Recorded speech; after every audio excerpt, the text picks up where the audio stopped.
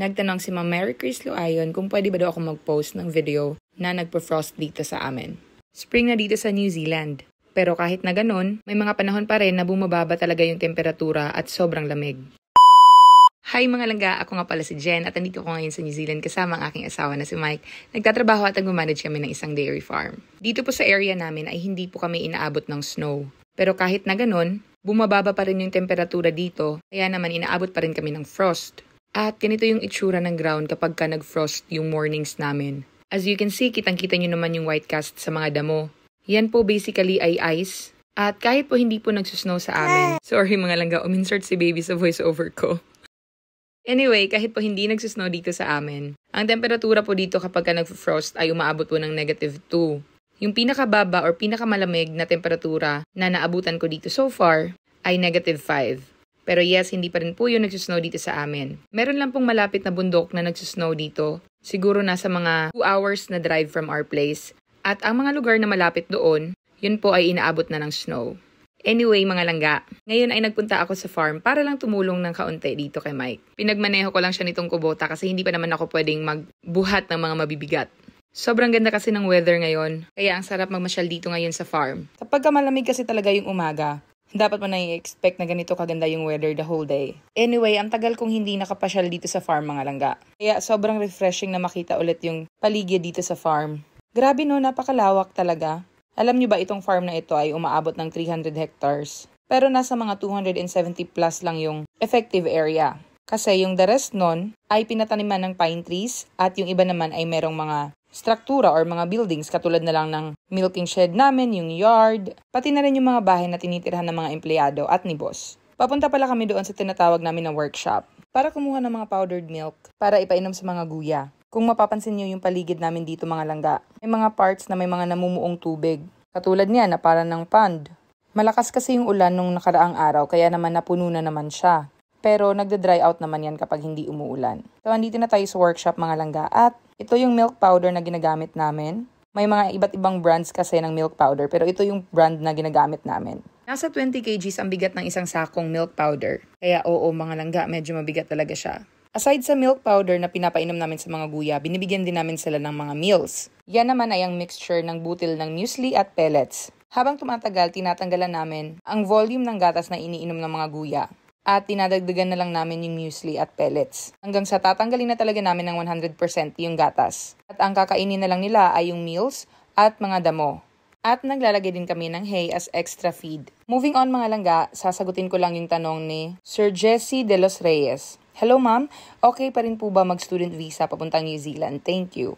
Sa mga nakafollow na po sa akin, palagi ko pong sinasabi dito na isa sa pathway para makapunta dito sa New Zealand as a dairy farmer ay ang student pathway.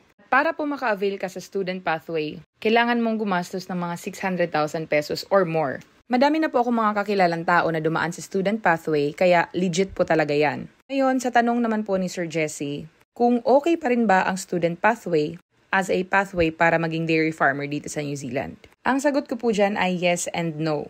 Yes kasi legit naman talaga yung pathway na yan. At after ng study and training for 3 months ay makakahanap ka rin naman talaga ng employer. Sinabi ko na no kasi mga langga, sa panahon ngayon, bali-balita po dito sa New Zealand na yung mga nasa student pathway ay nahihirapan ng maghanap ng employers. Yun po ay dahil para makahire ang isang employer ng foreign worker, kinakailangan po muna niyang magpa-accredit. Ngayon, hindi pa po lahat ng employers dito sa New Zealand ay accredited employers. Yung iba, hindi na po sila nagpa-accredit kaya hindi po sila makakapag-hire o makakakuha ng mga foreign workers. May iba naman na nagpa-accredit pero hindi po sila nag-hiring kasi meron na po silang nakuha at niretain po nila yung employee nila from the previous year. Kaya dahil konti lang yung mga nagpa-accredit ng mga employers, medyo pahirapan makahanap ng mag-e-employ sa'yo. Bali-balita nga dito na sinasabihan yung mga student na tumulong din sa paghanap ng mga possible na employers. Maswerte ka kung meron kang kakilala dito na pwedeng tumulong sa'yo na makahanap ng employer. Pero kung wala naman, pwede ka rin namang maghanap online. May mga legit na mga websites na pwede mong puntahan, pwede mong paghanapan ng mga employers.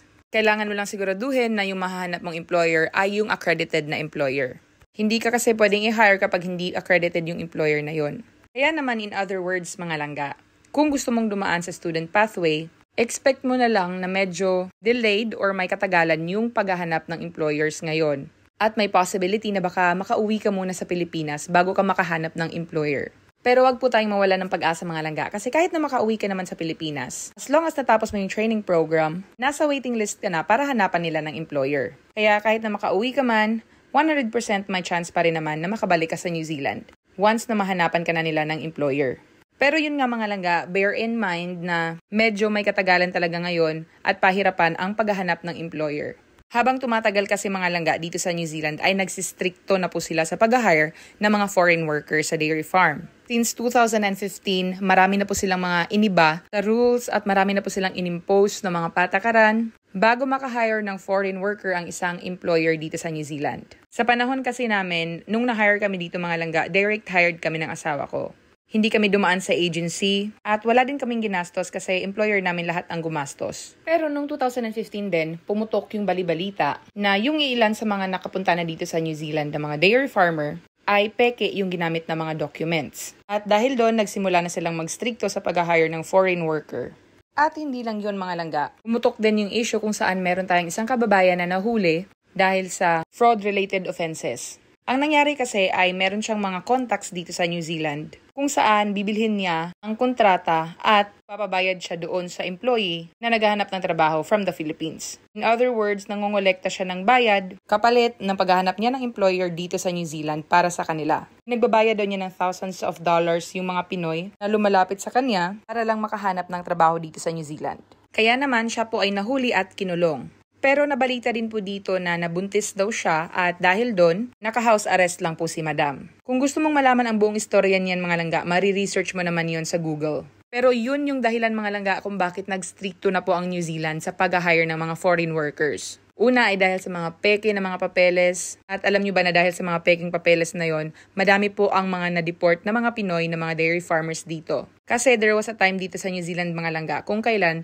kapag mag-renew ka na ng visa mo ay papaaminin ka nila kung kasama ka ba or isa ka ba dun sa mga nameke ng papeles. Kaya may iba na na-approve pa rin yung kanilang renewal of visa, meron namang iba na napauwi. Kaya naman swertihan na lang talaga yung mga panahon na yun mga langga. Pero anyway, wag pa rin po tayong mawalan ng pag-asa. Sa mga gusto pa rin na makapagtrabaho as a dairy farmer dito sa New Zealand, don't lose hope mga langga. Kasi mayroon pa rin namang mga paraan yan. Mas madali yung proseso kung meron kang experience sa dairy farming sa ibang bansa or kung meron kang kakilala dito na pwede kang tulungan na maghanap ng employer. May iba din kasi na naha-hire na kahit wala namang experience, hindi naman related sa agriculture yung kurso nila, pero nakapagtrabaho dito as a dairy farmer. At kung gustong-gusto mo yung isang bagay mga langga, I'm sure gagawa ka ng paraan para matupad yon. Sabayan mo na rin ng dasal kay God. Moving on mga langga, naglipat lang pala kami ng mga baka. Ayan, andito na sila ngayon sa bago nilang break. And as you can see, sobrang lush ng damo ngayon dito. Usong-uso yung bloat ngayon mga langga. Kaya it pays to check on your cows talaga. Dahil napaka-tridor ng bloat. Napakabilis lang nilang mamatay kapag nagkaroon sila ng bloat. Alam niyo, ang sarap na pakiramdam ko ngayon kasi nakalabas ako ng bahay. Lalo pat sobrang ganda ng panahon. Si baby naman na inaalagaan ni mama ngayon, kakainom lang din niya bago ako umalis. Pinadede ko muna siya para hindi siya maging fussy masyado. At this time kasi medyo constipated si baby, kaya medyo fussy siya. Anyway, pauwi na tayo mga langga. Ito pala yung shed at yun yung bahay namin. O diba, sobrang lapit lang mga langga.